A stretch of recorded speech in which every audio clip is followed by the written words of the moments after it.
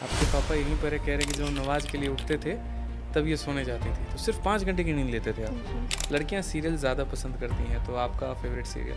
तो मेरी इस पूरी 1.5 साल की जर्नी में सिर्फ एक दिन ऐसा था जिस दिन मैंने पढ़ाई नहीं की थी। अगर मौका मिले कभी किसी एक पॉलिटिकल लीडर से मिलने का, तो आप किससे मिलना पसंद करेंगे? राघव से। नेक्स्ट गोल क्या है? यूपीएससी। यूपीएससी में कौन सा पोस्ट आपको फेवरेट लगता है? आईएएस। मॉक में सबसे पहली बार जो आपने दिया था तो स्कोर क्या था? डर भी कई बार लगता है दूसरों के मार्क्स को देख के मॉक में, तो कैसे मतलब मैनेज किया उसको? उसके बाद फिर मैं रात में 9 बजे अपनी स्टडी टेबल पे बैठती थी और सुबह 5 बजे उठती थी। तो वो रात में 9 से लेके 5 तक मेरी प्रैक्टिस, रिवीजन सब कुछ उसी में होता था। रात के 9 से सुबह के 5? सुबह 5 सुबह 5 बजे तक पढ़ते थे। नींद भगाने का क्या तरीका होता था? पानी पी लेती थी, सेक्शन मॉक दे लेती थी तो समझ आ जाता था अभी पढ़ना है। अब आपका विचार क्या है? चूँकि अब आपको डिपार्टमेंट मिल जाएगा, पासपोर्ट ऑफिस में आप जॉब करेंगे, तो अब आगे कहाँ पहला टूर मारने का इरादा है? तो जिस दिन रिजल्ट है उस दिन फैमिली का रिएक्शन क्या है?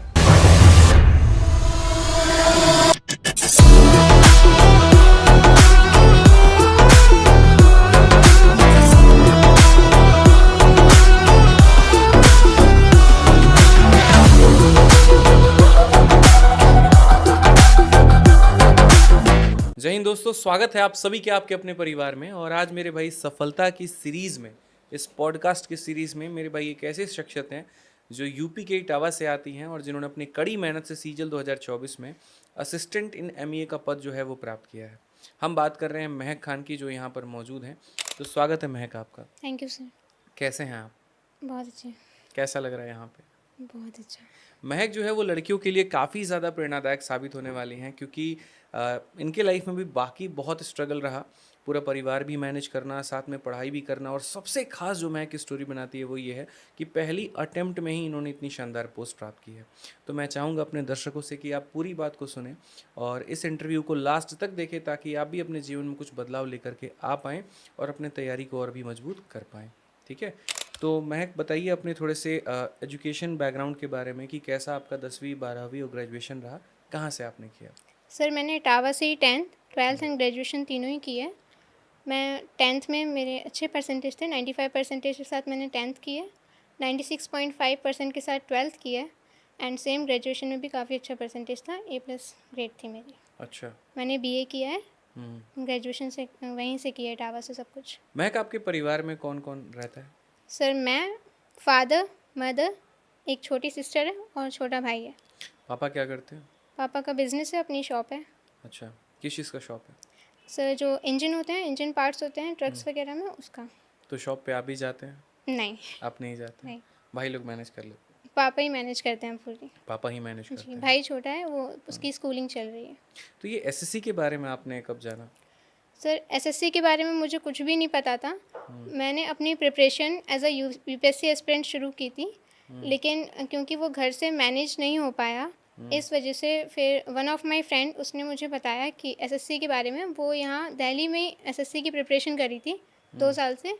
तो जब मेरा उससे कांटेक्ट हुआ तो उसने मुझे बताया, आपके बारे में बताया सबसे पहले। तो मैंने आपकी डेमो क्लास ली और अगले दिन बैच परचेज करके मैंने अपनी प्रिपरेशन शुरू कर दी। ऑनलाइन की डेमो क्लास ली थी आपने? हाँ, ऑनलाइन आपके बैच ऐप पे अवेलेबल है डेमो क्लास कुछ, तो मैंने उसी को लिया था और उसके बाद तुरंत ही बैच ले लिया था। किस बैच में? चैम्पियंस 9.0 बैच में इनरोल किया था मैंने। अच्छा, 9.0 बैच के स्टूडेंट हैं आप। ओके, तो सीजल के बारे में जब आप जाने तो क्या लगा आपको पहली बार में कि क्या आप इसको क्रैक कर सकते हैं या इसमें वक्त लगेगा? सर मुझे ये पता था कि किसी भी एग्ज़ाम को क्रैक करना है तो इतना मुश्किल नहीं है, लेकिन उसके लिए मैं उसको टाइम देना पड़ेगा प्रॉपर्ली। तो मैंने जब उस चीज़ को शुरू किया, तो जब जैसे जैसे सिलेबस कंप्लीट हुआ तो मुझे ये लगता गया कि हाँ, मैं इसको कर सकती हूँ, घर से प्रॉपर्ली अच्छे से कर सकती हूँ। तो फिर मैंने उस पर और टाइम देना शुरू किया और अपनी पढ़ाई को बिल्कुल प्रॉपर उसी वे में कर लिया कि हाँ, मुझे इसे इसी अटैम्प्ट में क्रैक करना है। तो अक्सर लोगों का ये मानना होता है कि घर पर पढ़ाई नहीं होती है, डिस्टर्बेंस ज़्यादा होता है, कोई ना कोई आते रहता है, ठीक है, गेस्ट को भी अटेंड करना, चूँकि लड़की हैं आप तो खाना बनाना, बाकी चीज़ें करना, ठीक है, तो ये कैसे मैनेज किया आपने? सर घर मैंने अपनी पूरी पढ़ाई घर से ही की है। मैंने इवन लाइब्रेरी भी ज्वाइन नहीं की कभी भी। पूरा प्रिपरेशन, अपना प्रिपरेशन, मॉक्स सब कुछ मैंने घर से ही किया है।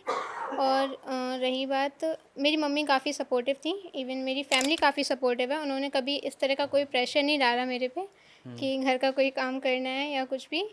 उन्होंने पूरा सपोर्ट किया है कि अगर आप पढ़ रहे हो तो आराम से पढ़ाई करो, कोई इशू नहीं है। तो मतलब उस माइंडसेट के आपके परिवार में लोग नहीं हैं कि नहीं नहीं तुम लड़की हो तो घर का काम करो, चूल्हा चौका करो, ठीक है, चाहे पढ़ाई कर रही हो नहीं कर रही हो हमें फ़र्क नहीं पड़ता, ऐसा कोई ऑब्लिगेशन नहीं था। नहीं सर, उनकी आपको फ्री प्रायोरिटी दे थी। दिया गया था कि आप अपनी पढ़ाई करो और आप अपने हिसाब से अपने आप को शेप अप करो। जी। और चूँकि 10th और 12th के मार्क्स भी काफ़ी शानदार थे तो परिवार को एक विश्वास था कि लड़की आगे कुछ कर लेगी। जी। ठीक है, तो जिस दिन रिजल्ट आया उस दिन फैमिली का रिएक्शन क्या था? सब बहुत खुश थे। रात में रिज़ल्ट आया तो मैंने तो हुँ, किसी को नहीं जगाया था। हुँ, मैं बस अपना रिज़ल्ट देख के बैठ गई थी। फिर हुँ, पापा खुद ही उठे, उनको बताया तो वो काफ़ी खुश हुए। फिर सबको पता चला सुबह, हुँ। तो सभी काफ़ी खुश थे। तो क्या लगा था आपको पहले कौन-सा पोस्ट मिलेगा? सर मैंने एएसओ डाली थी सबसे पहले, एएसओ के तुरंत बाद मैंने यही पोस्ट ऑप्ट की थी क्यों, असिस्टेंट की। रीज़न क्या है असिस्टेंट इन एमईए चूज़ करने का? सर मुझे मतलब कि ऑफ़िसर लेवल की पोस्ट नहीं चाहिए थी, मतलब कि एएसओ के बाद मैंने ये जो एग्ज़ामिनर वग़ैरह होते हैं और इनकम टैक्स इंस्पेक्टर हो गया और क्या कहते हैं ये एक्साइज़ इंस्पेक्टर वग़ैरह, मैंने इन सारी पोस्ट को हटा के मैंने फिर ये असिस्टेंट वाली पोस्ट कितना डाली रैंक है थी। आपका? मेरी 3346 रैंक है। ओके, तो फिर आपने असिस्टेंट इन एमईए पद जो है वो जी। चूज़ किया था आपने। ठीक, थोड़ा-सा एक बार हम लोग जानते हैं एसएससी की तैयारी के बारे में कि कैसे आपका ये जर्नी सीजल के साथ में शुरू हुआ, ठीक है? कब आपने तैयारी शुरू की और इसके साथ में आपने कौन-कौन सी परीक्षाएँ के फॉर्म और भरे थे आपने? सर मैंने ये जो प्रिपरेशन शुरू की थी वो जून 2023 में शुरू की थी। पहली बार आपने सरकारी नौकरी की तैयारी 2023 से शुरू हाँ, किया जून आपने। 2023 में मैंने बैच लिया था और हुँ, तभी से शुरू की थी मैंने हुँ, प्रिपरेशन। हुँ, और उसके बाद से 1 साल की पूरी प्रॉपर मैंने हुँ, प्रिपरेशन की थी। हुँ, एंड मैंने सिर्फ 2 ही एग्ज़ाम के डाले the form, CHSL and CGL, हुँ। और जिसमें सीजीएल में सिलेक्शन हुआ है और सीएचएसएल का जब पोस्ट प्रेफ़रेंस आया था तो मैंने उसको स्किप कर दिया था क्योंकि सीजीएल के मार्क्स मुझे पता चल गए थे तो तो सीट लगा उसमें कि उसमें बेकार है और सीट वेस्ट करना बेकार है तो आपने इसलिए। छोड़ दिया। ठीक है, अगर हम सीजल की तैयारी की बात करें तो हमारे बारे में आपको दोस्त ने बताया, ठीक है? हुँ, तो आपने वहाँ से डेमो क्लासेस ली, सारी शुरू की। तो एक-एक करके हम इसमें चलते हैं और सब्जेक्ट वाइज़ स्ट्रैटेजी अपन जानते हैं। ओके। सबसे पहले अगर सब्जेक्ट की हम बात करें तो मैथ्स की तैयारी आपने कैसे की? पूरा डिटेल में बताइए, बिल्कुल ज़ीरो से लेकर के मेंस लेवल तक पूरा सफ़र। सर मैंने मैथ्स के लिए आपका ही बैच लिया था, मैंने लाइव बैच लिया था हुँ, 9.0 वाला। तो आप दिन में डेली 2 क्लासेस लेते थे, अरिथमेटिक प्लस एडवांस, एक हुँ, अरिथमेटिक की, एक एडवांस की। तो मैं दोनों ही लाइव अटेंड करती थी प्रॉपर, और दोनों को कंप्लीट करने के बाद उसी दिन रिवाइज़ भी करती थी। जैसे कि आपने जितने भी क्वेश्चंस करवाए मैंने उन्हीं क्वेश्चंस को दोबारा से लगाया, हुँ, और प्लस बुक से प्रैक्टिस भी करती थी। हुँ, मैंने प्रैक्टिस और मॉक्स दोनों साथ में चलाए हैं। जैसे कि हुँ, मेरा कोई एक टॉपिक कंप्लीट हो गया तो मैंने उसी का चैप्टर वाइज़ मॉक दे लिया, हुँ। टाइम कवर करने के लिए अपना। और ऐसे ही मैंने पूरा बैच आपका लाइव कंप्लीट किया है प्री वाला। इसमें एक बात है कि लाइव बैच में बच्चों को कभी-कभी सुना भी देता हूँ। हाँ, तो क्या आपको कभी डाँट मिली है? मैंने कभी कमेंट नहीं किया। अच्छा। किसी भी बैच में कभी भी कमेंट नहीं किया लाइव क्लास में। मुझे ऐसा लगता था आप देखेंगे ही नहीं तो करने का फ़ायदा नहीं। बस। देखेंगे ही नहीं तो करने का कोई फ़ायदा नहीं है। और सर मुझे ऐसा कभी डाउट आया नहीं क्योंकि आप हमेशा डाउट एकदम क्लियर करके ही चलते थे, और जो हुँ, 1-2 होते भी थे तो वो कोई ना कोई पूछ लेता था तो वो क्लियर हो जाते थे। हो जाते तो थे। ऐसे मुझे कभी कमेंट करने की ज़रूरत नहीं पड़ी, और हमेशा मतलब आपने कुछ मॉक्स भी दे रखे थे, अपने चैप्टर वाइज़ टेस्ट भी दे रखे थे एप्लीकेशन के हाँ, अंदर में। एप्लीकेशन पे मैंने वो भी सारे अटेम्प्ट किए थे। मतलब एप्लीकेशन में हम 3 चीज़ें देते हैं, क्लासरूम शीट, हुँ, क्लास नोट्स, प्रैक्टिस शीट और साथ में टेस्ट। तो आपने इनमें इन चारों में से मतलब कौन-कौन चारों से किया था। सारे आपने किए? आपने जैसे कि कोई एक टॉपिक पढ़ा दिया तो हुँ, मैंने उसकी क्लासरूम शीट दोबारा से लगाई थी, हुँ, उसकी प्रैक्टिस शीट पूरी लगाई थी, जो हुँ, नहीं आते थे उसको सॉल्यूशन से देख लेती थी, हुँ। और फिर मैंने टेस्ट भी अटेम्प्ट किए थे। जो प्रैक्टिस शीट हम अलग से बच्चों को देते हैं सॉल्व करने के लिए, तो वो कितना फ़ायदेमंद रहा आपके लिए? वो सर मैंने प्री वाले बैच में आपने जितनी भी दी थी मैंने सारी लगाई थी। मेंस की थोड़ा टाइम कम था तो मैं कुछ सब्जेक्ट अभी कुछ हम चैप्टर मेंस के पर लगा भी पाए आएँगे। थे। अभी हम लोग हाँ, चैंपियंस 9.0 पर हैं। तो मैंने उसमें सारी लगाई थी, वो काफ़ी हेल्पफुल थी। मतलब आप जो क्लासरूम शीट में क्वेश्चन करवाते थे, प्रैक्टिस शीट में थोड़े अलग क्वेश्चंस होते थे, हाँ, थोड़े एडवांस लेवल के होते थे, जो बिल्कुल, मतलब कि कुछ ही लोग सॉल्व कर पाते थे, तो कर मैं पाते थे। वो आपको दूसरी लेवल पे ले जाता है। इसके पीछे का रीज़न भी हमारा माइंडसेट जो था वो ये था कि कई सारे बच्चे होते हैं जो ये कहते हैं सर आपने तो ये नहीं कराया, सर आपने तो ये नहीं कराया, और हमें ये बात पता है कि अगर हम सारी चीज़ें अगर कराने लग जाएं तो वो 1 साल की जगह 2 साल का बैच जाएगा। तो हमने आपको एक कंसेप्ट पढ़ा दिया जिसके आधार पर आप बना सकते हैं।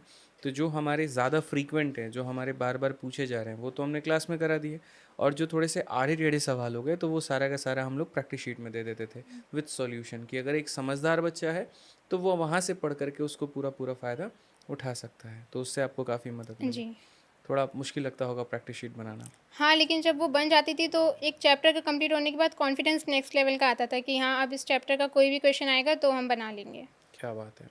और उसके बाद में जो यूनिट टेस्ट हम छोटे-छोटे देते हैं हर जी। एक चैप्टर का, तो उसका फ़ायदा कैसे उठाया आपने? सर वो मुझे टाइम कवर करने में काफ़ी हेल्प मिली क्योंकि उसमें जो टाइम की बाउंडेशन होती है कि हाँ आपको इस चैप्टर को मतलब कि इस पूरे टेस्ट को इतनी ही टाइम में कंप्लीट करना है, तो उससे प्रैक्टिस में काफ़ी हेल्प मिली कि किस क्वेश्चन को कितनी जल्दी बनाना है, कौन से क्वेश्चन को शॉर्ट में बनाना है।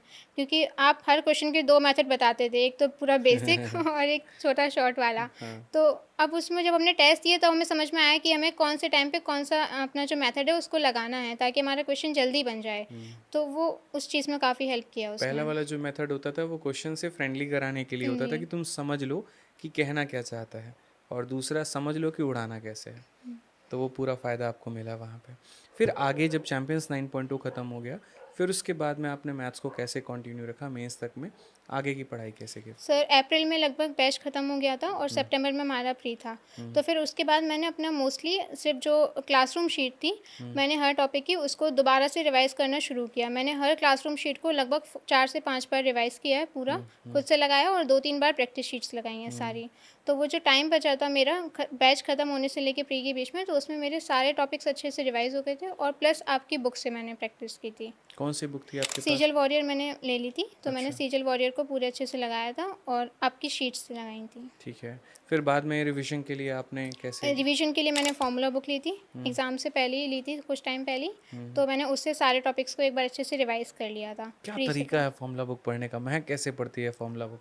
सर फार्मूला बुक पढ़ने का मेरा ये है कि मैंने जैसे कि मुझे कुछ भी रिवाइज़ करना है, जैसे कि ट्रिग्नोमेट्री सबसे बेस्ट उसमें ट्रिग्नोमेट्री जैसे मुझे रिवाइज़ करनी है, तो उसमें बस एक बार सारे मैंने फॉर्मूलेज़ देख लिए और उसमें एक बेस्ट चीज़ें जो आप प्रोवाइड करते हैं, एग्ज़ाम्पल्स देते हैं आप। हुँ, और जितने भी बेस्ट क्वेश्चंस होते हैं वो उस एग्जाम्पल में मिल जाते हैं। तो अगर कोई पूरा चैप्टर रिवाइज़ नहीं कर पा रहा है तो वो सिर्फ़ कुछ पेजेस पढ़ के ही अपना पूरा चैप्टर रिवाइज़ कर सकता है, विद क्वेश्चंस के साथ कर सकता क्वेश्चंस है। के साथ कर सकता हाँ, है। तो ये सबसे अच्छा तरीका असल में है। आज से 2 साल पहले मैं जब इंटरव्यू ले रहा था तो एक कैंडिडेट का ही सजेशन था कि सर फार्मूला बुक में फर्स्ट एडिशन में सिर्फ आपने इतने फार्मूले दे दिए हैं कि हम लोग परप्लेक्स्ड हो जाते हैं। अगर एक एक एग्जाम्पल भी रहे ना तो बड़ा अच्छा रहेगा रिलेट करने के लिए। और जब सेकंड एडिशन हमने निकाला सारे एग्जाम्पल्स के साथ हमने डाला तो उसने अलग ही मतलब काम कर दिया, नेक्स्ट लेवल की चीज़ें। बहुत ऐसे लोग हैं अब आजकल अपने नोट्स को रिवाइज़ नहीं करते हैं, सिर्फ उसको रिवाइज़ करके चले जैसे कि जाते सर हैं। एक नंबर सिस्टम टॉपिक है, उसके नोट्स काफ़ी ज़्यादा हैं, उसके लेक्चर्स भी काफ़ी ज़्यादा हैं, पर फॉर्मूला बुक में आपने जो एग्जांपल्स दे रखे हैं, वो मतलब कि बहुत अच्छे क्वेश्चंस हैं, बेस्ट बेस्ट क्वेश्चंस हैं अपने आप में और उसमें पूरा अच्छे तरीके से नंबर सिस्टम बहुत कम टाइम में रिवाइज़ हो सकता है। तो वो काफ़ी अच्छे कुछ टॉपिक्स आपने उसमें दे रखे हैं, जो बहुत आराम से रिवाइज़ हो जाते हैं। तो बहुत फ़ायदा पहुंचाता है शॉर्ट शॉर्ट टाइम पे। नोट्स नहीं बनाने पड़ते। ओके। चलिए बढ़िया। फिर उसके बाद आगे मेंस की तैयारी कैसे की मैथ्स की आपने? उसके बाद सर मेरा जब प्री हो गया, तो उसके बाद फिर मैंने मेंस बैच परचेज़ किया था, कॉम्बो अच्छा, ले मेंस ली बैच भी लिया था हाँ, आपने, कॉम्बो कौन लिया से था। वाला?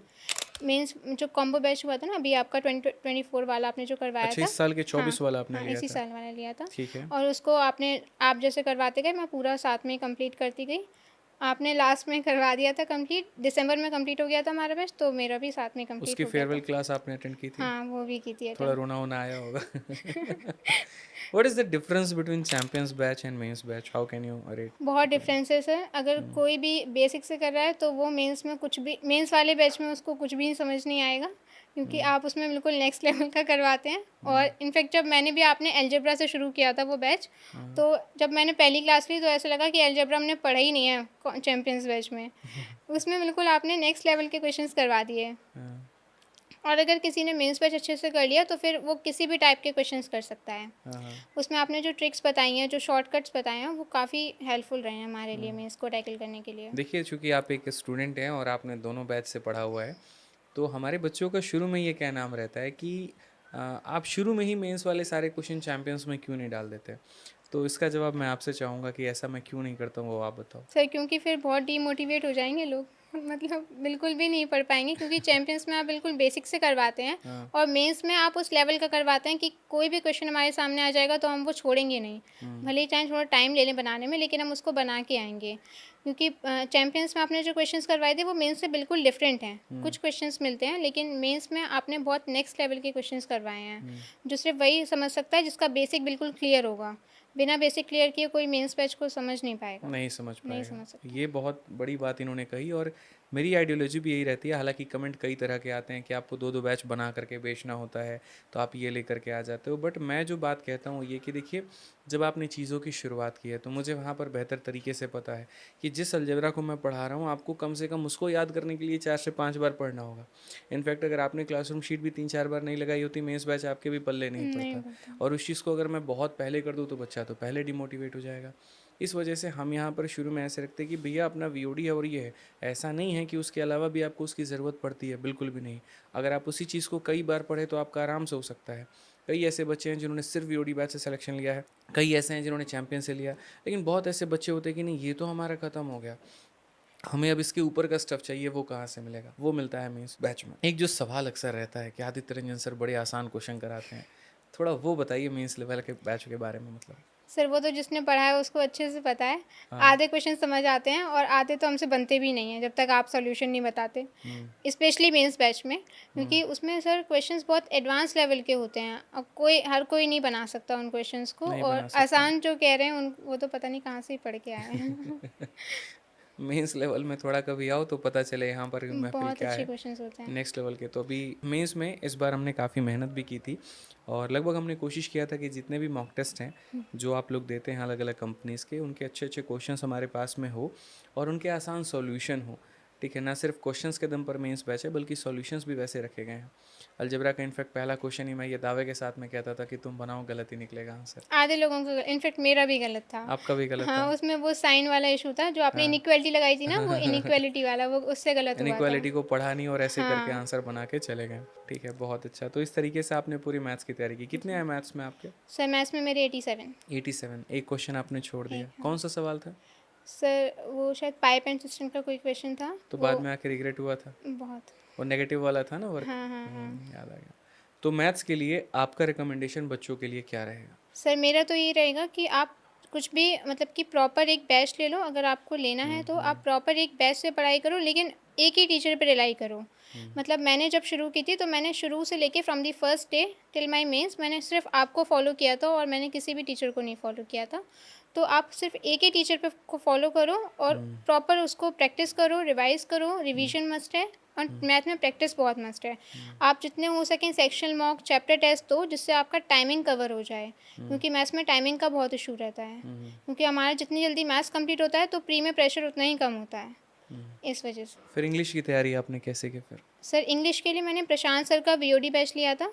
उसको मैंने खुद अपने पेस पे कंप्लीट किया था, क्योंकि मैंने जनवरी में बैच लिया था तो मुझे 2-3 महीने में उसको कंप्लीट करना था। हुँ, तो मैंने उसको अपने पेस पे कंप्लीट किया था वीओडी बैच को, और वोकैब भी मैंने सर ने उसी टाइम पे वोकैब की एक यूट्यूब पे सीरीज़ शुरू की थी, तो मैंने वोकैब वहाँ से की थी और सर की बुक मंगवाई थी। तो मैंने वोकैब सर से ही की थी पूरी, और फिर बाद में मेंस के बैच से की थी। तो इंग्लिश में क्या-क्या कठिनाई आपको और कैसे प्रशांत सर ने उसको दूर किया? सर इंग्लिश में मेरी ग्रामर हमेशा से थोड़ी सी वीक थी। ग्रामर में मैं इतने रूल्स याद नहीं हो पाते थे, और अगर याद हो भी जाएँ रूल्स तो उनको इम्प्लीमेंट नहीं कर पाती थी कि कैसे कहाँ पे कौन सा रूल लगना है। तो प्रशांत सर बहुत डीपली पढ़ाते हैं, मतलब वो हर एक रूल को समझाते हैं कि अगर ऐसा हो रहा है तो वो क्यों हो रहा है, यहाँ पे अगर ये हेल्पिंग वर्ब यूज़ हो रही है तो वो क्यों हो रही है। तो इस वजह से उन्होंने काफ़ी अच्छे से पढ़ाया, तो वो रूल्स अपने आप ही आपको याद करने की ज़रूरत नहीं पड़ेगी, वो आपको अपने आप ही रिमाइंड हो जाएंगे। और उन्होंने प्रैक्टिस काफ़ी करवाई है, जिसके थ्रू आपको ये समझ में आ जाएगा कि हाँ, देखते ही क्वेश्चन को समझ आ जाता है कि यहाँ पे ये वाला रूल अप्लाई हो रहा है, तो ये एरर हो जाएगा या कुछ भी वहाँ पे जो भी लग रहा होता है।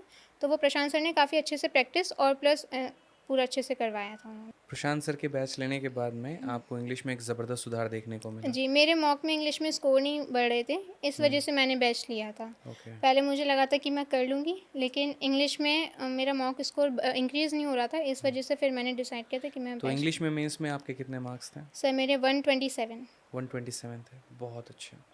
ठीक है, फिर उसके बाद हम आते हैं यहाँ पर तो रीज़निंग के बारे में थोड़ा जानते हैं कि रीज़निंग की तैयारी आपने कैसे की? सर रीज़निंग मैंने मोस्टली यूट्यूब से की थी।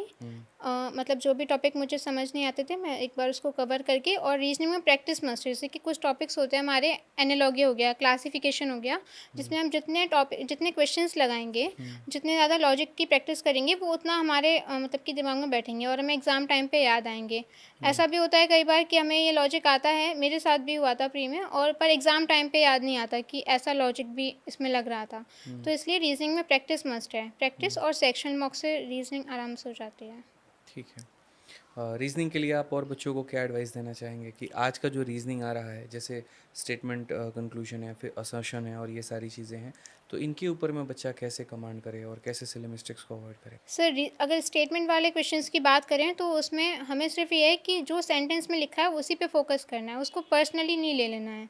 क्योंकि कुछ ऐसा होता है कि जब हम उस क्वेश्चन को अटेम्प्ट करते हैं तो हम कुछ और ही सोच जाते हैं और फिर उस वजह से वो गलत हो जाता है। अपनी इमोशंस के साथ में उसको कनेक्ट ना हाँ, करें। उसको पर्सनली नहीं लेना है, सिर्फ जितना सेंटेंस में लिखा है उस पे फोकस करो और फिर उसी हिसाब से अपना आंसर चूज़ करो, तो वो सही होता है। ओके। बहुत मुश्किल होता है ऐसे डिसीजंस लेना उन सवालों के ऊपर में, लेकिन फिर भी आप चूँकि एक बायस्ड हैं और मतलब आप अनबायस्ड हैं यहाँ पर कि हाँ, किसी की तरफ में नहीं झुकाव है। और ऐसे ही यूपीएससी के इंटरव्यू में ही पूछा जाता है कि अगर आप यहाँ पर रहें तो आपका यहाँ पर निर्णय क्या होगा। वहाँ बड़ा मुश्किल होता है इमोशंस को साइड करके और निष्पक्ष जवाब देना, और इसी चीज़ का आपने इस्तेमाल किया और आपका सही भी रहा वो आंसर। जीएस की स्ट्रेटजी आपकी क्या थी और जीएस आपने कैसे पढ़ा था? आईक्यू सीरीज़ फॉलो की थी, टाइम कम था तो मैं नोट्स नहीं बना पाई थी। तो उसके बस प्रिंट आउट्स निकलवा लिए थे, उसको रिवाइज़ करती थी और पीवाईक्यू सीरीज़ को रिवाइज़ करती थी। और प्लस जो 2024 में जितने भी एग्ज़ाम्स हुए थे, मेंस से पहले मैंने सबके क्वेश्चंस लगा लिए थे। जीएस में जितने भी आए थे पीवाईक्यूज़, मैंने एक बार 2 बार सबके क्वेश्चंस लगा लिए थे, सो दैट पीवाईक्यूज़ कोई ना छूटे अगर दोबारा आ जाए तो। जीएस में क्या स्कोर था आपका? सर जीएस में मेरा कुछ क्वेश्चंस छूटे थे, 45 स्कोर था। और रीजनिंग में क्या था? सर रीजनिंग में 86 था। 86 था, एक एक क्वेश्चन क्वेश्चन गलत गलत। हुआ था। ठीक है, अगर हम बात करें तैयारी को लेकर के तो बहुत ही बढ़िया आपकी रणनीति रही है। इसके बाद में जो अगला पड़ाव आता है वो आता है मॉक टेस्ट का। तो आपने मॉक टेस्ट का किसका चूज़ किया था आपने, और कब से आपने पहली बार मॉक टेस्ट लगाना शुरू किया था? सर मैंने सब्सक्रिप्शन तो टेक्स्ट बुक का लिया था, लेकिन बाकी भी कंपनीज़ हैं जैसे कि ऑलिव वुड वगैरह हो गया, तो उनके लाइव मॉक्स आते थे वीकली, मैं उसको अटेम्प्ट कर लेती थी। और मॉक टेस्ट मैंने लगाना शुरू किए थे जनवरी में, जनवरी 2024 में शुरू किए थे। 3 महीने मार्च तक मैंने वीकली मॉक दिए थे अपनी प्रिपरेशन को, मतलब हफ्ते में एक बार? हाँ, क्योंकि सिलेबस कंप्लीट नहीं था पूरा, मेरा 70% सिलेबस कंप्लीट था। तो मैंने पहला मॉक दिया था जब जनवरी में दिया था, और फिर उसके बाद मार्च तक मैंने वीकली मॉक दिए। उसके बाद अप्रैल से डेली मॉक अटेम्प्ट करती थी मैं। ठीक है। मॉक में सबसे पहली बार जो आपने दिया था तो स्कोर क्या था? 110। 110। और 110 और जो प्री में स्कोर आया वो आपका कितना है? 159.5। 159.5 में 160 मान लेते हैं। तो ये सफ़र 60 नंबर का, 50 नंबर का जो था वो कैसे था? कैसे आपने मॉक्स के मार्क्स को बढ़ाया? सर मुझे ये पता था कि अभी मेरा सिलेबस कंप्लीट नहीं है, तो मैंने उन मार्क्स को इतना लेके डीमोटिवेट नहीं हुई कि बहुत कम स्कोर आ रहा है। और पहला मॉक था मेरा, तो मैंने फिर सोचा कि सिलेबस जैसे जैसे कंप्लीट होगा मॉक के मार्क्स भी इंक्रीज़ होंगे, तो इसलिए मैंने डेली मॉक नहीं दिए थे 2-3 महीने, सिर्फ वीकली अटेम्प्ट किए थे, सो दैट सिलेबस अच्छे से कंप्लीट हो जाए। और फिर उसके बाद अप्रैल में मेरा स्कोर 140 प्लस ही रहता था, उससे नीचे नहीं जाता था। तो मॉक के मार्क्स को बढ़ाने का टेक्निक क्या था? एनालाइज़ करना, जैसे कि मैंने जब मेरा 110 आया तो मैंने एनालाइज़ किया, तो उसमें जो मोस्ट ऑफ द टॉपिक्स थे वो मेरे कवर नहीं हुए थे। जैसे कि मैथ्स में SI CI नहीं हुआ था उस टाइम तक, और ट्रिग्नोमेट्री भी नहीं हुआ था, कुछ टॉपिक्स नहीं हो पाए थे। तो वो क्वेश्चंस तो देखते ही छूट जाते थे कि हमने पढ़ा ही नहीं है अभी। और कुछ क्वेश्चंस गलत होते थे, तो जो गलत होते थे मैं उन पे फोकस करती थी कि अगर मैंने ये पढ़ रखा है तो ये क्यों गलत हुआ। कोई टॉपिक होता था तो मैं उसको दोबारा से रिवाइज़ करती थी, मैथ्स के होते थे तो उसको दोबारा से कवर करके प्रैक्टिस कर लेती थी, सो दैट अगर दोबारा आएंगे तो वो गलत नहीं होंगे। टैक्टिक्स बहुत अच्छा था आपका वहाँ पर चीज़ों को लेकर के, और आपको इतना पता था कि भाई जो टॉपिक मेरा कंप्लीट नहीं हुआ उसके मैं कितने भी बना लूँ मेरा सवाल वो सही नहीं होगा। ठीक है, फिर उसके बाद में जब आता है प्री आपका ख़त्म हो जाता है। कई बार लोग ऐसा बोलते हैं और ऐसा मैंने सुना भी है कि तुम जिस साल मेंस का बैच लेते हो या जिस साल तुम तैयारी करते हो उस साल तुम्हारा सिलेक्शन नहीं होता। लेकिन मैं भी एक ऐसे शख्स के साथ में बैठा हूँ जिन्होंने उसी साल प्री की भी तैयारी की, निकला भी, फिर मेंस का बैच भी लिया, फिर उससे भी उन्होंने तैयारी की। ठीक है, तो क्या लगा आपको जब प्री निकलने के बाद में? क्या बाकी लोगों की तरह आप भी आंसर का वेट कर रहे थे कि आंसर किया आएगा तो मेंस की तैयारी करेंगे, या आपने क्या रणनीति बनाई प्री के बाद? सर मैंने आंसर की का या वेट नहीं किया, क्योंकि मेरा जो प्री था वो फर्स्ट डे फर्स्ट अटैम्प्ट था, फर्स्ट शिफ्ट में ही था मेरा। 9 को शिफ्ट शुरू हुए थे सीजीएल प्री के, और मेरा 9 को फर्स्ट ही शिफ्ट में एग्ज़ाम था। तो अगर आंसर की का वेट करती तो 1 महीना वेस्ट हो जाना था मेरा। तो इस वजह से मैंने आंसर की का वेट नहीं किया, मैंने तुरंत प्री के बाद ही मेंस बैच परचेज़ किया और अपनी पढ़ाई शुरू कर दी। मुझे ये पता था अगर नहीं भी होगा तो ये मेरी मैं जो कर रही हूँ ये मेरे नेक्स्ट अटैम्प्ट में काम आ जाएगा। ओके। बहुत लोग वेट करते हैं कि पहले सारे प्री वालों का पेपर ख़त्म हो जाने दो, फिर थोड़ा देखते हैं टीचर लोग क्या लेकर के आ रहे हैं, तब उसके बाद में वो डिसाइड करते हैं। बट आप भीड़ का हिस्सा नहीं बनना चाहते थे, आपने अपनी रणनीति बनाई और आप आगे बढ़ गए। 9 तारीख को प्री ख़त्म होता है, आपकी टेबल की सारी प्री की किताबें हटती हैं, और फिर कितने तारीख को मेंस की तैयारी शुरू हो जाती है? अगले ही दिन से। 10 तारीख से। और 10 तारीख से आप मेंस की तैयारी में लग जाते हैं। रणनीति बहुत शानदार होती है, घंटे और बढ़ जाते हैं, मेहनत और बढ़ती है और सिलेक्शन शानदार होती है। कितने घंटे लगभग मेंस के टाइम पर आपने पढ़ाई किया था? 12 से 13। 12 से 13। ठीक है, और 12 से 13 में आप क्या करते थे? वो शेड्यूल क्या था आपका सर पढ़ने मेरा का? ये था कि मैं सुबह 10 बजे से लेके मेरा ये होता था शाम के 8 तक। सुबह मैं 10 बजे क्यों, आप उसके पहले नहीं उठते थे? नहीं अच्छा। सर, 10 बजे से लेके मेरा ये था कि मैं दिन में 4-5 घंटे निकालूंगी सिर्फ, जिसमें मैं अपनी जितनी भी क्लासेस हैं उनको कवर अप कर लूँगी। उसके बाद फिर मैं रात में 9 बजे अपनी स्टडी टेबल पे बैठती थी और सुबह 5 बजे उठती थी। हम्म। तो वो रात में 9 से लेके 5 तक मेरी प्रैक्टिस, रिवीजन सब कुछ इसी में होता था। रात के 9 से सुबह के 5? सुबह 5। सुबह 5 बजे तक पढ़ते थे? आपके पापा यहीं पर है, कह रहे हैं कि जब हम नमाज के लिए उठते थे तब ये सोने जाती थी, तो सिर्फ 5 घंटे की नींद लेते थे आप? जी। बस। ओ भाई साहब, और ये मेंस के लिए नहीं था, ये प्री से पहले से था। पहले से था। जून से मेरी ये तो थी। रात में फिर कौन से सब्जेक्ट की पढ़ाई करते थे आप? रात में मैथ्स लगाती थी और सुबह के टाइम पे जैसे कि मैंने 9 से 12 तक मैथ्स कर लिया, पूरा जितना भी क्लास लिया उसको रिवाइज़ करके अच्छे से प्रैक्टिस कर ली 3 घंटे। उसके बाद जीएस पढ़ती थी, रीजनिंग, थोड़े बहुत नींद आती है तो सेक्शन मॉक दे लिए, नींद ख़त्म हो जाएगी। उसके बाद वोकैब कर ली, इंग्लिश कर ली, बस। नींद भगाने का क्या तरीका होता था आपका? पानी पी लेती थी, सेक्शन मॉक दे लेती थी तो समझ आ जाता था अभी पढ़ना है। गाने वाने सुनने का शौक है? नहीं, हाँ, कभी-कभी जैसे कि कभी अगर बहुत ज़्यादा हेजिटेट फील हो रहा है तो थोड़े बहुत सुन लिया, लेकिन वो भी मोटिवेशनल वाले, तो उससे थोड़ा सही लगता था सुन के। योगा, एक्सरसाइज कुछ ऐसा करते थे कि जिससे नींद भाग जाए? वो तो सुबह के टाइम सोती थी सर, तो नहीं हो पाता था। नहीं हो पाता था कभी। और क्या तरीके अपनाए आपने अपने नींद के ऊपर में काबू करने का और अपने आप को मोटिवेट रखने का? सर मोटिवेटिंग फैक्टर तो सबसे ज़्यादा बड़ा मेरी फैमिली थी, तो उसमें मुझे अलग से कुछ नहीं करना पड़ा या ऐसे कभी सर्च नहीं करना पड़ा बैठ के कि हाउ टू मोटिवेट योरसेल्फ। हमेशा से मतलब इनर मोटिवेशन था कि हाँ कुछ करना है क्योंकि टाइम कम है, और फिर अभी ये तो शुरुआत है, अभी मेरी जर्नी बहुत लंबी है आगे, तो मुझे उसको भी लेके जाना है। तो अगर अभी से ये सब होने लगेगा तो फिर आगे कैसे कंटिन्यू कर पाऊँगी। बहुत ऐसे एस्पिरेंट होते हैं जो नींद ना आए इसकी वजह से अपना खाना कम कर देते हैं और भी चीज़ें कम कर देते हैं, तो आपने इसके ऊपर में कैसे कंट्रोल किया? सर मैं रात में वैसे ही थोड़ा कम रखती थी अपना, दिन में थोड़ा सही से ले लेती थी, लेकिन रात में थोड़ा कम लेती थी। और जैसे कि अब मुझे रात भर जागना है तो मेरा रात में थोड़ा बहुत मैं अपने स्नैक्स वगैरह रख लेती थी, जिससे अगर भूख लगती है तो खा लेते हैं। कर रहे हैं। एक चीज़ मैं जानना चाहूँगा आपसे कि ये सफ़र बड़ा लंबा है सरकारी नौकरी का, और इसमें लोग कई बार डिमोटिवेट होते हैं, कई बार टूटते हैं, डर भी कई बार लगता है दूसरों के मार्क्स को देख के मॉक में। आपके साथ भी हो रहा होगा, मेंस की तैयारी कर रहे हैं जहाँ पर लोग 340 345 का स्कोर कार्ड ग्रुप्स में शेयर कर रहे हैं, टेलीग्राम में आपका उस समय 280 290 आ रहा होगा, तो कैसे मतलब मैनेज किया उसको आपने?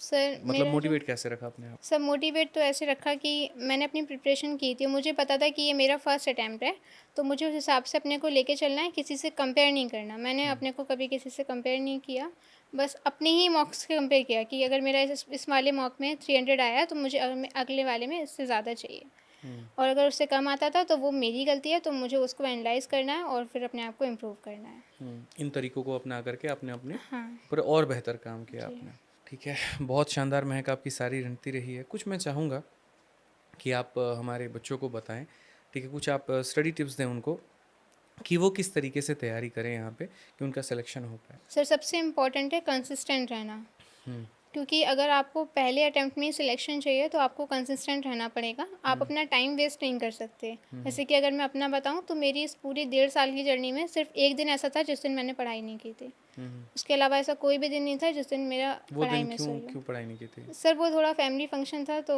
इस वजह से, उसके बाद से मैंने ऐसा कोई फंक्शन भी अटेंड करना अवॉइड किया थोड़ा सा।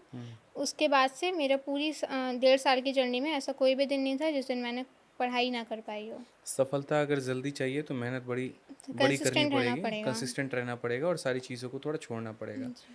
अब आपका विचार क्या है, चूँकि अब आपको डिपार्टमेंट मिल जाएगा, पासपोर्ट ऑफिस में आप जॉब करेंगे, तो अब आगे कहाँ पहला टूर मारने का इरादा है, ये बताओ? सर ऐसे टूर का तो अभी कोई प्लान नहीं किया मैंने, बस ये है कि हाँ अब एसएससी हो गया तो अब अपने नेक्स्ट स्टेप पे फोकस करना है, उसी अभी पे जब ध्यान पहली देना। सैलरी आएगी कितने की आएगी? ऑलमोस्ट ऑलमोस्ट रॉ तो 65 अप्रॉक्स हो जाएगी। 65, 60, 70, 80 इसी के हाँ बीच हाँ में होगा। हाँ, तो पहली सैलरी का क्या करने वाली हो? पापा को दूंगी, जो भी हाँ। करेंगे वो करेंगे। दूसरी सैलरी? दूसरी सैलरी अपने ऊपर सर, मुझे मतलब कि यूपीएससी में करना है तो मैं उसमें इन्वेस्ट करूँगी। यूपीएससी के लिए कोचिंग हो गए, हाँ, स्टडी मटेरियल्स हो इन्वेस्ट गए, उनके करूँगी। ऊपर में आप हाँ करेंगे। मेरे कुछ रैपिड फायर सवाल अभी होने वाले हैं और आई थिंक रैपिड फायर का मतलब आप समझते हैं कि सोचने समझने का वक्त नहीं मिलेगा, टू द पॉइंट आपको आंसर देना है। रेडी हैं आप? ठीक है। तो मेरा सबसे पहला सवाल आपसे जो होने वाला है वो ये है कि एसएससी सीजीएल का सबसे मुश्किल सब्जेक्ट कौन सा था जीएस। और सबसे बोरिंग? सबसे बोरिंग भी जीएस। प्रिपरेशन के दौरान सबसे पसंदीदा स्नैक स्नैक जो ज़्यादा खाते थे? कुछ भी नहीं खाती थी, ऐसे सब कुछ नहीं, ही खा आपने लेती कहा थी था अभी सर मैं। पॉडकास्ट में कि हाँ हाँ रात में स्नैक हम खाते थे। हाँ, कौन सा? मम्मी के हाथ के वो बने खाती थी, बाहर का कम ही खाती थी। बाहर का नहीं था, घर हाँ, में जो बना हुआ है वो खा लिया। लड़कियां सीरियल ज़्यादा पसंद करती हैं, तो आपका फेवरेट सीरियल? अवॉइड किया था सर इस टाइम पे, तो मैंने कोई सीरियल नहीं देखा? इस टाइम पे कभी कोई अवॉइड कर देखा हो दिया था। पहले? हाँ देखा था, हम्म, ऐसे कुछ याद नहीं है। कोई फेवरेट मोटिवेशनल लाइन आपकी? एक लाइन है जो मुझे बहुत अच्छी लगती है, हम्म, मैंने इनफैक्ट लिख के भी लगा रखी थी। हम्म, एक कोट है, nothing is dangerous in this world then a human being with a purpose. फिर से बताइए। Nothing is dangerous in this world hmm, then a human being with a purpose. ओहो, क्या बात है। मतलब थोड़ा हमारे इन हिंदी भाषी ऑडियंस को भी थोड़ा इसका मतलब और भावार्थ समझा सर दीजिए। इसका मतलब ये है कि इस दुनिया में इससे ज़्यादा डेंजरस कुछ भी नहीं है, कि अगर एक इंसान है और उसके पास अपना पर्पस है कि उसे करना क्या है और ये लाइफ में। कोटेशन किसकी है? सर ये क्वेटेशन एक रेस्ट डे करके एक को फेमस है उनकी है, तो मैंने उन पढ़ी थी तो मुझे काफ़ी अच्छी लगी, तो मैंने उसको लिख के मतलब भी इसका लगाया मतलब था। ये कि अगर कोई इंसान है और वो उद्देश्य के साथ में है हम्म, तो उससे बड़ा घातक कुछ भी नहीं हो कुछ भी सकता नहीं है। हो सकता। उद्देश्य से बड़ा घातक कोई चीज़ नहीं है। बहुत बढ़िया। अगर मौका मिले तो कौन ऐसी किताब है जो आप हर एसएससी एस्पिरेंट को रिकमेंड करना चाहेंगे? Formula book. Formula book? क्यों फार्मूला बुक डेफिनेटली क्यों? काफ़ी अच्छी बुक है सर, इनफैक्ट सबको पढ़नी चाहिए। हम्म। अगर जो पढ़ेगा उसको अपने आप समझ आ जाएगा कि क्यों रिकमेंड की गई है ये बुक। चलिए बढ़िया। नेक्स्ट गोल क्या है? यूपीएससी। यूपीएससी। यूपीएससी में कौन सा पोस्ट आपको फेवरेट लगता है? आईएएस। आईएएस ही बनना है। मेरी शुभकामनाएं पहले से इसके लिए थैंक आपके यू। साथ ही। ठीक है। पढ़ाई के अलावा कौन कौन सा काम करना पसंद है आपको? म्यूज़िक सुन लेते थे सर, हम्म, और जैसे कि कहीं कुछ थोड़ा बहुत टहल लिया। हम्म। एडवेंचर पसंद है, एडवेंचर घूमना में क्या अच्छा है? लगता है, घूम लेते हैं, हम्म। और बस इतना ही, ज़्यादा कुछ नहीं है। महक की फेवरेट मूवी कौन सी है? 12th fail. ट्वेल्थ फेल, जो अभी रिसेंट में देखी। कितनी बार देखी आपने ट्वेल्थ फेल? एक ही बार देखी। एक ही उसके बार बाद देखी। से मूवीज़ वगैरह भी अवॉइड किया था। फेवरेट एक्टर आपका? फेवरेट एक्टर हम्म, मुझे लग रहा है ऐसा कई कोई, सारे हैं इसीलिए आप सोच रहे हैं। हाँ ऐसा कोई एक कोई बात फेवरेट नहीं, नहीं तीन है। चार भी नाम बता सकते हैं। शाहिद कपूर। शाहिद कपूर और भी हैं सर, विकी कौशल। विकी कौशल जी भी। चलिए बहुत बड़ी बात है। सबसे बेस्ट हॉबी आपकी? सबसे बेस्ट हॉबी हम्म, रीडिंग, म्यूज़िक म्यूज़िक सुनना। सोशल मीडिया क्या आप यूज़ करते हैं? करती थी सर, लेकिन अवॉइड कर दिया था, मतलब प्रिपरेशन अवॉइड कर टाइम दें। पे सब कुछ थोड़ा रोक लाइफ दिया का था। कोई एक सबसे वर्स्ट फेज या कोई बहुत बुरा पल जिसको सुन करके, समझ करके या याद करके भी आप आज भी सिहर जाते हो, कोई ऐसा पल रहा हो? प्रिपरेशन के दौरान ही हुआ था, पापा का लॉस हुआ था काफ़ी। बिजनेस में? हाँ, बिज़नेस अच्छा। में ही कह सकते हैं। तो मतलब उस टाइम पे थोड़ा बहुत बहुत मुश्किल हुई थी। हम्म, तो और फिर उस टाइम पे मुझे अपनी प्रिपरेशन भी कंटिन्यू करनी थी, तो हम्म। वो उस सबसे प्रिपरेशन का सबसे वर्स्ट फेज़ वही था। ओके। सबसे खुशी का पल आपका? Result day. रिजल्ट वाले दिन, या आज तो कुछ अचीव किया है? आपके घर में सबसे ज़्यादा कौन ऐसे व्यक्ति हैं जिन्होंने आपके सफ़र में सबसे ज़्यादा मोटिवेट किया? पापा, मम्मी, पापा। दोनों। ठीक है। पापा मम्मी दोनों हैं। दोनों। ओके। अगर मौका मिले कभी किसी एक पॉलिटिकल लीडर से मिलने का, तो आप किससे मिलना पसंद करेंगे? राघव चड्ढा। राघव चड्ढा। कारण? सर वो, मतलब कि उनकी पर्सनैलिटी ऐसी है, वो काफ़ी मतलब कि टैलेंटेड हैं, और उनकी बातों से ऐसा लगता है कि काफ़ी अच्छे लीडर हैं वो। अगर एसएससी में एक रिफॉर्म लाने की ज़रूरत पड़े या एक की जगह 5 रिफॉर्म लाने की ज़रूरत पड़े और आपको यहाँ पर वो हक दिया जाए, तो आप कौन कौन सी 5 चीज़ों को बदलना पसंद करेंगे? सर सबसे पहले तो ये जो मेंस की प्रॉब्लम है, हम्म, और उससे भी बड़ी चीज़ ये है कि जो एग्ज़ाम सेंटर्स पे प्रॉब्लम होती है लोगों को, मैंने खुद देखा था कि मेरे एग्ज़ाम सेंटर पे कई लोगों को, किसी का कंप्यूटर वर्क कर नहीं कर रहा, किसी के टाइपिंग के टाइम पे ये कीबोर्ड काम नहीं कर रहा, तो सर इससे ना हमारा पूरा करियर ही बर्बाद हो जाता है। और जो बंदा एग्ज़ाम दे रहा है बैठ के, उसको तो कुछ आइडिया ही नहीं है इस चीज़ का, उसकी तो पूरी साल ही बर्बाद हो गई इस चीज़ को लेके। तो ये चीज़ें उसको उनको चेक करवानी चाहिए, जिससे कि किसी की साल बच सकती है। ये आपका पहला चेंज होगा कि कुछ ऐसा हम करें कि जिससे ये छोटी छोटी चीज़ें जो हैं वो जी ख़त्म हो जाए। दूसरा? सर, मेंस हमेशा एक ही शिफ्ट में होना चाहिए। मेंस एक शिफ्ट में होना चाहिए। नॉर्मलाइजेशन ने काफ़ी कुछ हम्म। किया है इस पर। तीसरा चेंज जो आप ला सकते हैं? सर तीसरा चेंज हमारा, चेयरमैन को बदल दो। नहीं, नहीं, चेयरमैन को तो मैं नहीं बदल सकती।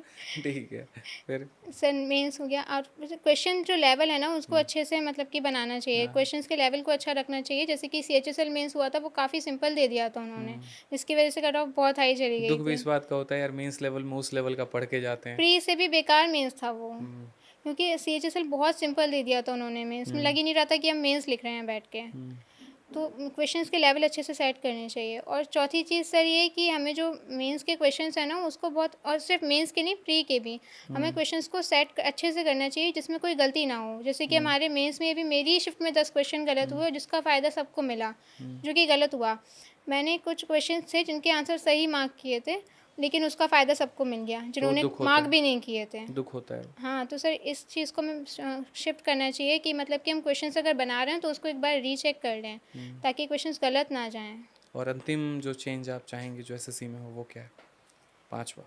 सर जो हमारा लास्ट चेंज मैं ये बोलूँगी कि पहले हमारा डीवी कंडक्ट हो जाना चाहिए, उसके बाद फिर हमारा यहाँ पे और कुछ होना होना चाहिए। चाहिए। बहुत शानदार महक आपका इंटरव्यू रहा और बहुत सारी बातें हमारे दर्शकों ने और स्पेशली हमने भी जाना आपसे। ठीक है, जो मुझे लगता है यहाँ पर कि जितने भी लड़के हैं, लड़कियाँ हैं जो ये पॉडकास्ट को देख रही होंगी और स्पेशली लड़कियों को थोड़ा-सा मैं यहाँ कहना चाहूँगा कि देखिए बहुत आसान होता है ये कहना कि ये समस्या है मेरे घर में, वो परेशानी है मेरे घर में, लेकिन अभी हाल-फिलहाल मैंने 2 इंटरव्यू लिए लड़कियों के। ठीक है, एक महक का है और एक और लड़की हैं जो महाराष्ट्र की थीं, जो प्रिवेंट एग्ज़ामिनर का जो पोस्ट उन्होंने चूज़ किया है। ठीक है? और दोनों ने बताया यहाँ पर कि सर हमारे लाइफ में भी इश्यूज़ थे, हमें भी पूरा परिवार देखना होता था, लेकिन उसके बाद भी हमने मेहनत की और हमें पता है कि हम एक्सक्यूज़ेस के साथ में लाइफ में आगे नहीं बढ़ सकते हैं, अपने टैलेंट के दम पर ही हम आगे बढ़ेंगे और इन्होंने इस बात को साबित भी किया। आप लोगों से भी एक बात कहना चाहेंगे, मेहनत करिए, मेहनत आपके हाथ में है, पेशेंस आपके हाथ में है, ये दोनों रखिए और एक दिन यकीन मानिए सफलता बड़ी ज़बरदस्त मिलेगी आप लोगों को। तो उम्मीद करते हैं कि आज का पॉडकास्ट आपको बहुत अच्छा लगा होगा। वीडियो को मेरे भाई लाइक करिएगा, चैनल को सब्सक्राइब करिएगा और हर जगह पे इसको शेयर करिएगा, ताकि जो बच्चे किसी अभाव से कोई गलती कर रहे हैं तो वो ना करें और मेरे भाई जीवन में वो आगे बढ़ पाएँ। बहुत बहुत धन्यवाद महक यहाँ आने थैंक यू के लिए सर। और सारी बातें निष्पक्ष तरीके से अपने ऑडियंस को बताने के लिए। आपको और आपके पिताजी को दोनों को धन्यवाद बहुत। मिलेंगे अगली वीडियो में, आज के लिए इतना ही। जय हिंद। Thank you.